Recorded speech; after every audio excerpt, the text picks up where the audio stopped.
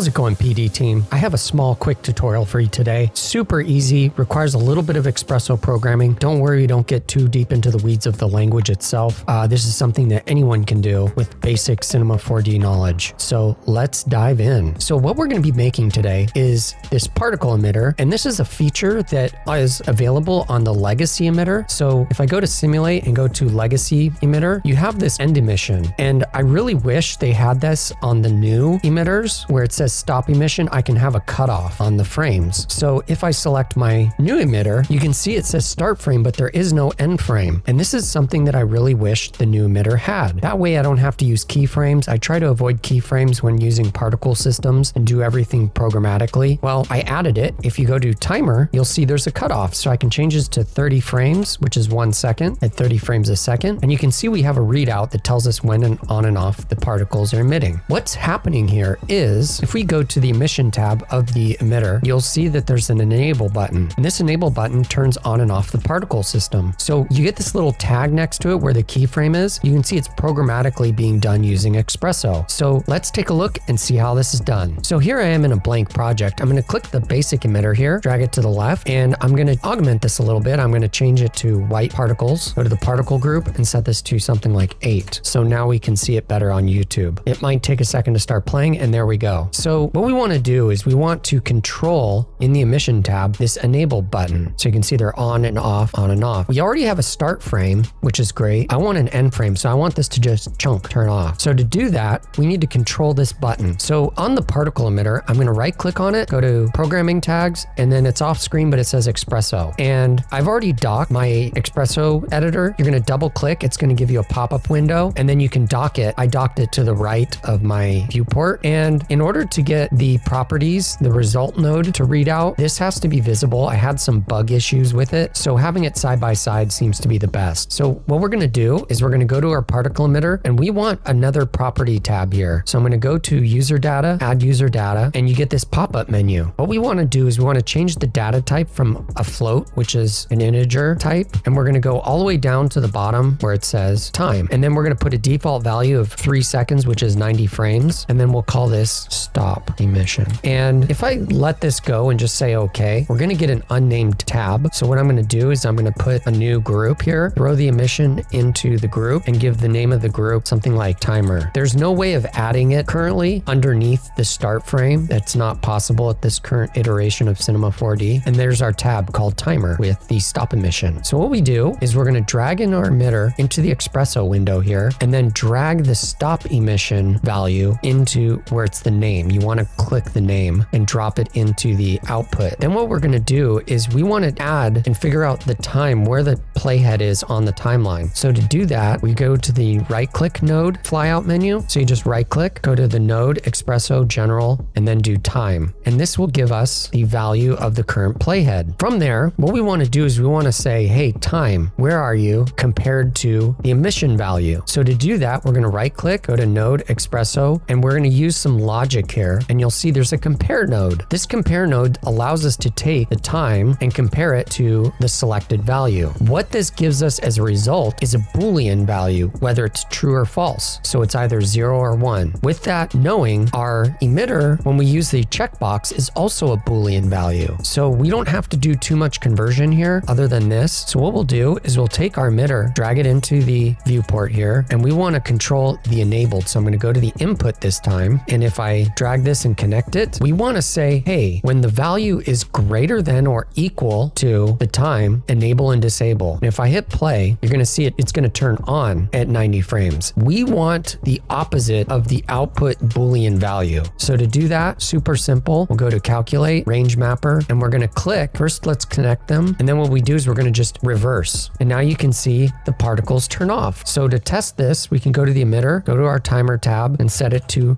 30 frames. And now you get a spurt of particles. There you go. That's all there is to it. Now, if you want to get fancy, what you can do is we can double click here and call this Xpresso. I like making the Xpresso one red. Drag the tag into the layer here and then turn it off and lock it so that people can't edit it. Now, one last step. Every time you need it to have a stop emission as a feature on your particle emitter, instead of recreating this every time, you can go to your browser here, create something called like John's Tools or whatever, whatever, and drag in this particle emitter into the group. So to do that, you right click and you say new category, and then it gives you one of these buckets, and it will then you just drag in the emitter. And so anytime you need an emitter that has a cutoff value, you're set and ready to go. This video will probably be obsolete in the next year. Maxon will probably see this video and decide to add it as a feature on the emitter itself. We'll see. Don't forget, the project's in the link in the description. Anyways, that's it. Hope you found it useful. Thanks so much. Don't forget to like and subscribe so you don't miss out on more content.